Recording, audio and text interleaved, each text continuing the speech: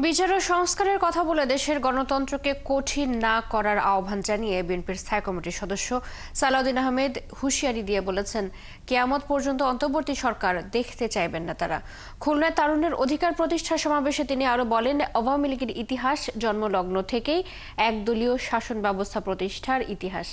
খুলনা থেকে আরো জানাচ্ছেন কনক রহমান। ১৬ বছর পর বাঁধ ভাঙা উচ্ছ্বাস, নেই খুন, গুম, হামলা, মামলা আর নির্যাতনের ভয়। তাই কেউ এসেছেন হেঁটে, কেউ দূর দূরান্ত থেকে বিভিন্ন বাহনে। সবার গন্তব্য খুলনার সার্কিট হাউস ময়দান। আমরা জিয়া রহমানের নামটা যারা নতুন প্রজন্ম আছে এদের কাছে আমরা তুলে ধরতে চাই, কারণ আমরা চাই দেশকে গর্ব, নবীন প্রবীণ সবাই মিলেমিশে। জ্যৈষ্ঠের প্রচণ্ড তাপ উপেক্ষা করে সমাবেশ শুরুর অনেক আগেই খণ্ড খণ্ড মিছিল নিয়ে তারুণ্যের রাজনৈতিক অধিকার প্রতিষ্ঠার সমাবেশে যোগ দেন বিএনপির নেতাকর্মীরা। ১৬ বছর ভোট না দেওয়ার ক্ষোভ ছিল তাদের চোখে মুখে। দাবি, গণতন্ত্র ফিরে পেতে ভোটের কোনো বিকল্প নেই। নিরপেক্ষ নির্দলীয় সরকারের একটা নির্বাচন চাই। আমরা অতি সত্বর নির্দলীয় সরকারের অধীনে আমরা নির্বাচন চাই। সমাবেশে প্রধান অতিথির বক্তব্যে বিএনপির স্থায়ী কমিটির সদস্য সালাউদ্দিন আহমেদ আওয়ামী লীগের শাসনামলের ইতিহাস তুলে ধরে বলেন, ৪ লক্ষ কোটি টাকার বেশি খেলাপি ঋণ সৃষ্টি করা হয়েছিল। ব্যাংকিং ও অর্থনৈতিক খাতে দেউলিয়া হয়ে গেছে দেশ।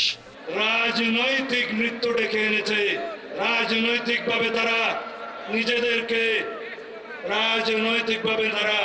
নিজেদের অপসারণ নিজেরা করেছে এবং রাজনৈতিক মৃত্যু ঘটিয়েছে।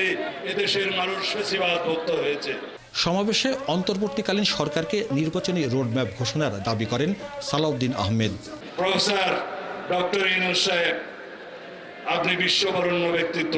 আপনি সম্মানের সাথে বাংলাদেশে একটি অবাধ ও সুষ্ঠু নির্বাচন অনুষ্ঠানের আয়োজন করুন ডিসেম্বরের মধ্যে।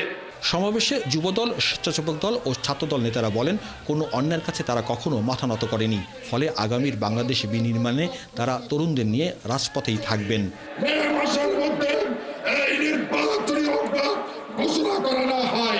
এই যুব সমাজ কিন্তু ঐক্যবদ্ধ হয়েছে। মনে করছে ছাত্রদলকে সাধারণ শিক্ষার্থী থেকে দূরে সরে রাখা যাবে, বিভ্রান্ত করা যাবে, কিন্তু এই ৯ মাসেও তারা সফল হয়নি। খুলনা ও বরিশাল বিভাগের লক্ষাধিক নেতাকর্মী সমাবেশে যোগ দেন।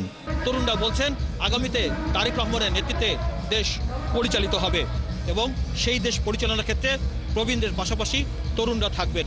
সুজলা সুফলা শস্য শ্যামলা বাংলাদেশ গড়ে উঠবে তারেক রহমানের নেতৃত্বে নবীন প্রবীণের সমন্বয়ে।